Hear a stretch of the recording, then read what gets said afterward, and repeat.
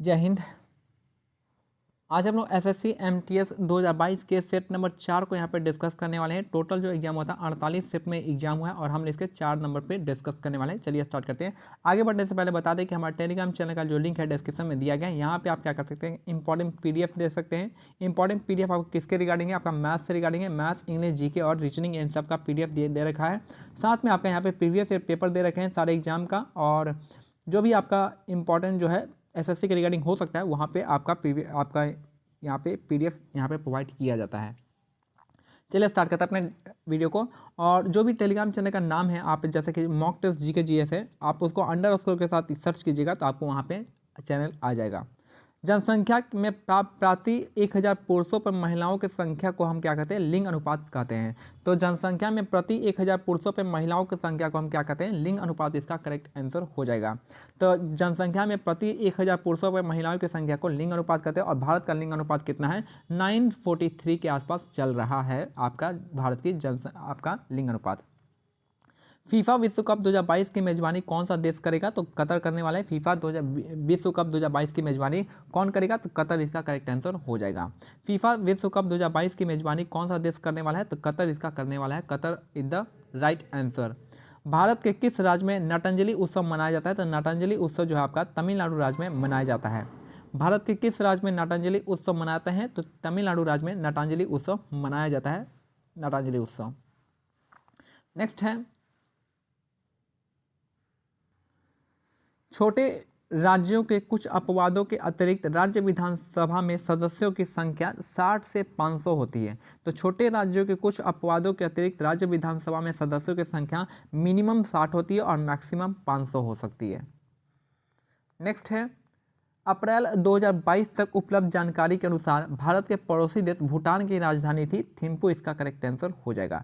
अप्रैल 2022 तक उपलब्ध जानकारी के अनुसार भूटान की राजधानी कहाँ थी, थिम्पू। इसका करेक्ट आंसर हो जाएगा। भूटान को लैंड ऑफ थंडरबोल्ट्स के नाम से जाना जाता है। बीजिंग जो है चाइना की राजधानी है। ढाका जो है बांग्लादेश का हो जाएगा। और पारो का आप बताइएगा कमेंट सेक्शन करके, मुझे याद नहीं आ रहा है।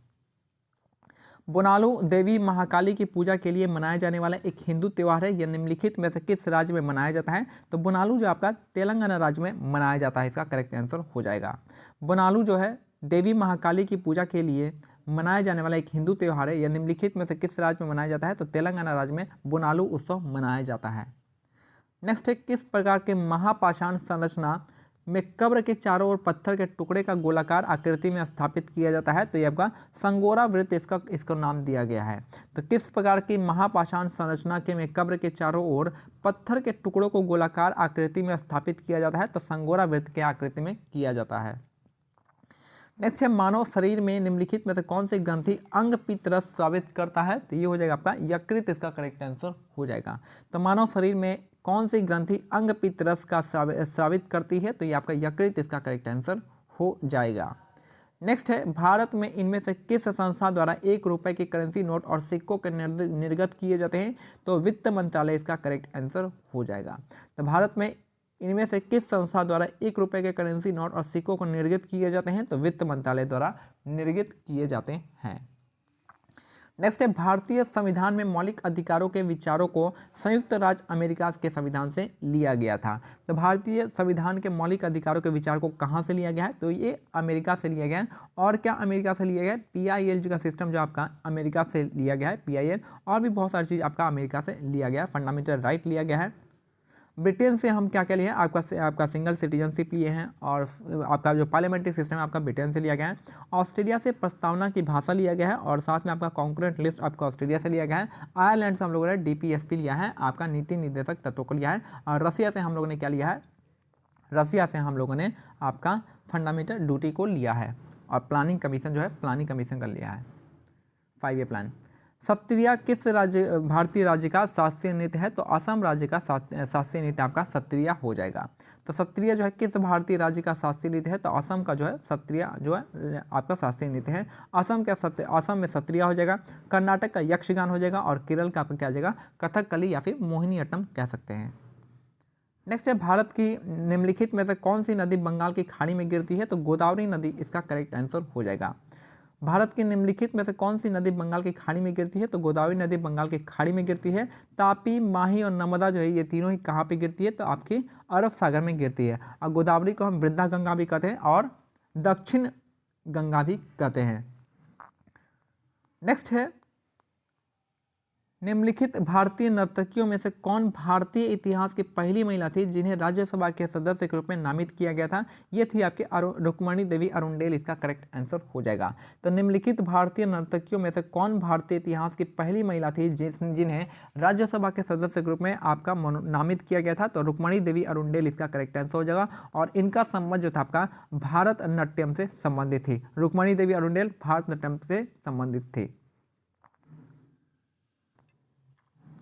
नेक्स्ट है, इनमें से किसने टोक्यो ओलंपिक 2020 में भाला फेंक स्पर्धा में भारत के लिए स्वर्ण पदक प्राप्त किया है? तो नीरज चोपड़ा ने आपका स्वर्ण पदक प्राप्त किया है। तो इनमें से किसने टोक्यो ओलंपिक 2020 में भाला फेंक स्पर्धा में भारत के लिए स्वर्ण पदक प्राप्त किया है? तो नीरज चोपड़ा ने भाला फेंक में गोल्ड मेडल जीता है। नेक्स्ट है क्वेश्चन 15, अजैविक वातावरण, अजैविक मतलब जिसमें जान नहीं हो तो उसको हम अजैविक वातावरण कहते हैं। तो अजैविक वातावरण में सभी निर्जीव घटक शामिल होते हैं जैसे हवा, बादल, धूल, भूमि, पहाड़, नदियाँ, तापमान, आर्द्रता, जल, जलवाष्प, रेत इत्यादि। इसको क्या कहते हैं? इसमें जो जीवन नहीं होता है इसलिए इसको अजैविक वातावरण कहते हैं, अजैविक घटक कहते हैं।